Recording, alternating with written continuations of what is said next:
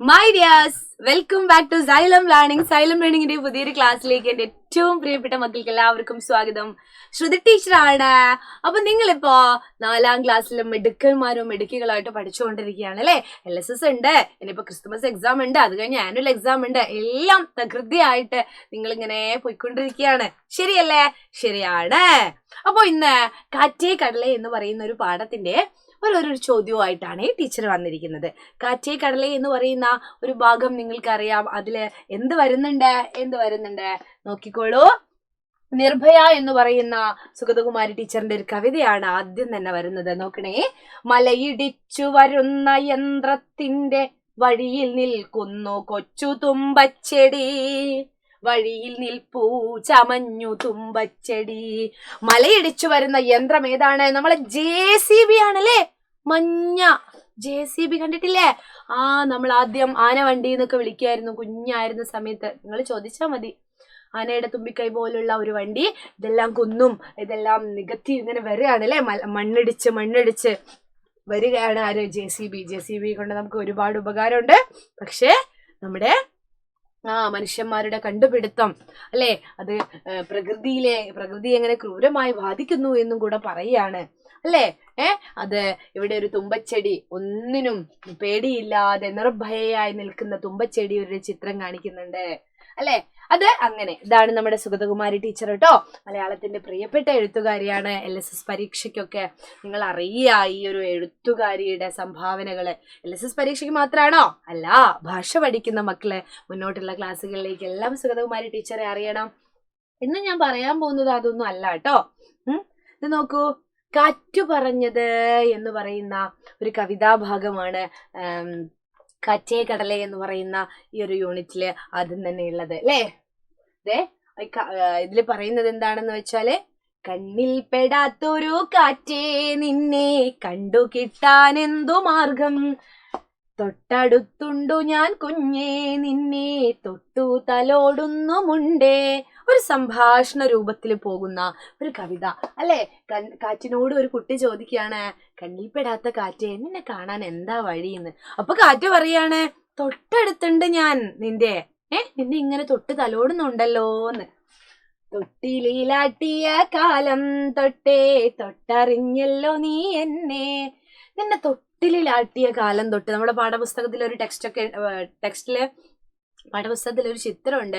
ഒരമ്മ അവിടെ നിന്ന് കല്ല് പൊട്ടിക്കുമ്പോൾ അല്ലെ, പാറക്കല്ല് പൊട്ടിക്കുന്ന സമയത്ത് ഒരു കുഞ്ഞിനെ അതിന്റെ തൊട്ടടുത്തായുള്ള മരത്തിന്റെ മുകളില് തൊട്ടിൽ കെട്ടി ആട്ടുന്നത്. ആ സമയത്ത് കാറ്റ് അദൃശ്യനായ കുഞ്ഞിന്റെ അടുത്ത് വന്ന് നിൽക്കുന്നത് നമ്മൾ കാണുന്നുണ്ട് അല്ലെ. അപ്പോ തൊട്ടടുത്ത് നിന്നിട്ട്, വീശിത്തരുന്നില്ലേ ഇന്നും നിന്നെ വീട്ടിനകത്തും പുറത്തും, ആലിന്നിലകളും മാവും മറ്റും ആടുമ്പോഴെന്നെ നീ കാണും. ഈ മരങ്ങളുടെ ഇലകളൊക്കെ ആടുന്ന സമയത്ത് നിങ്ങൾക്ക് എന്താ തോന്നാറ്? അതെങ്ങനെ ആടുന്നത്? കാറ്റുകൊണ്ടാണ് അല്ലേ.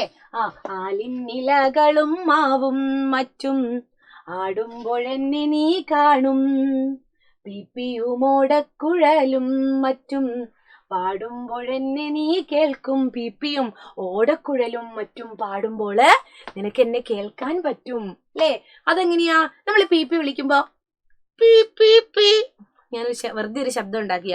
ഓടക്കുഴലാകുമ്പോ കുതുന്ന സമയത്ത് അതിലെ നാദം എങ്ങനെയാണ് അത് പുറത്തേക്ക് പോയിട്ട് നമ്മളിലേക്ക് എത്തുന്നത്?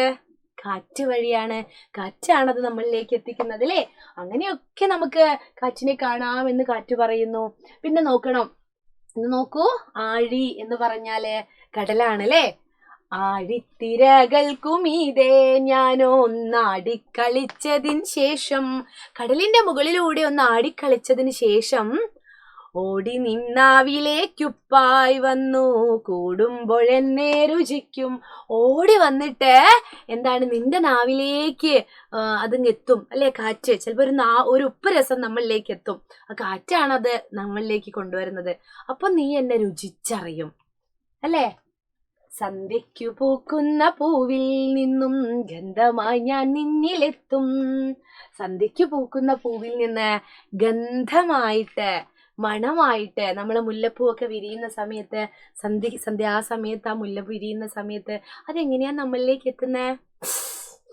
നല്ല മുല്ലപ്പൂവിന്റെ മണം കാറ്റാണ് നമ്മളിലേക്ക് എത്തിക്കുന്നത് അല്ലേ.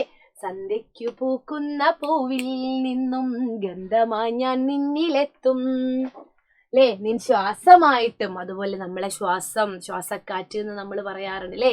ശ്വാസമായിട്ടും ഞാൻ എന്താണ് കൂടെ കൊണ്ട് നടക്കും നീ എന്നെ എന്ന് പറയുന്നുണ്ട് അല്ലെ. നിന്റെ കൂടെ ഞാനുണ്ട്, നീ എന്നെ കൊണ്ട് നടക്കുന്നുണ്ട് എന്നാണ് പറയുന്നത്.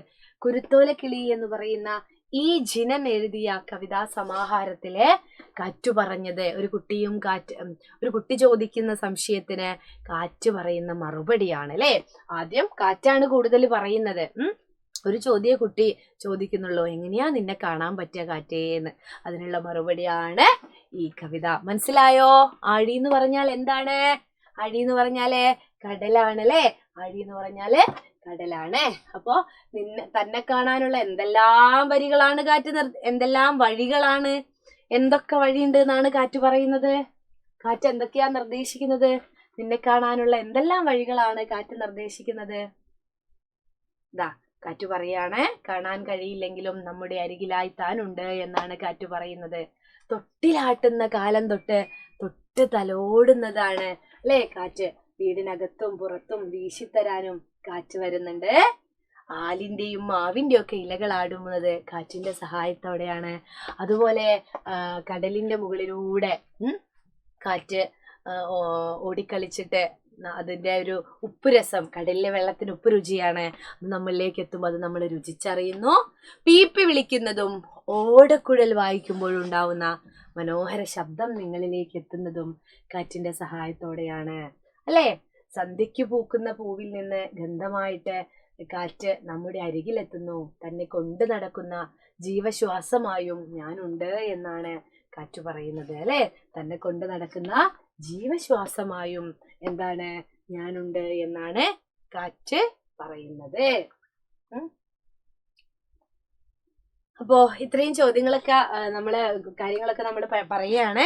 ഇനി എനിക്ക് പറയാനുള്ളത് നമ്മുടെ ക്ലാസ് 4ന്റെ ഒരു ബാച്ച് അല്ലെ, ശൈലത്തിന്റെ ഒരു ബാച്ചാണ്. എന്ത് അയ്യോ ഇത് പോയോ? ഇല്ല, പ്രാണ ബാച്ച്.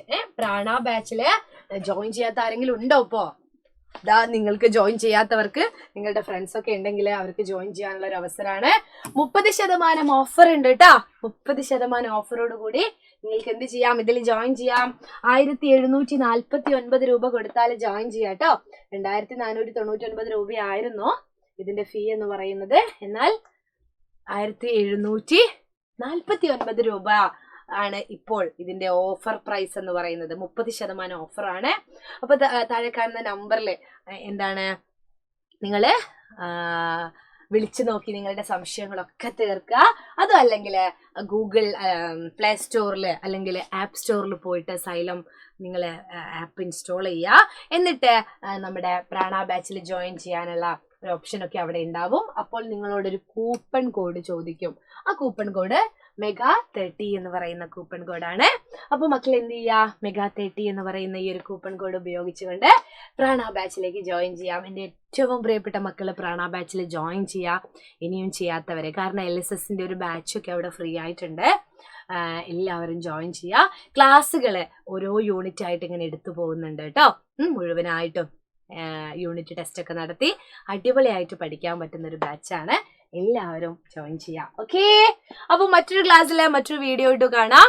അതുവരേക്കും ടാറ്റാ ബൈ. ശ്രുതി ടീച്ചർ ഇപ്പൊ പോവാണ്. ബൈ.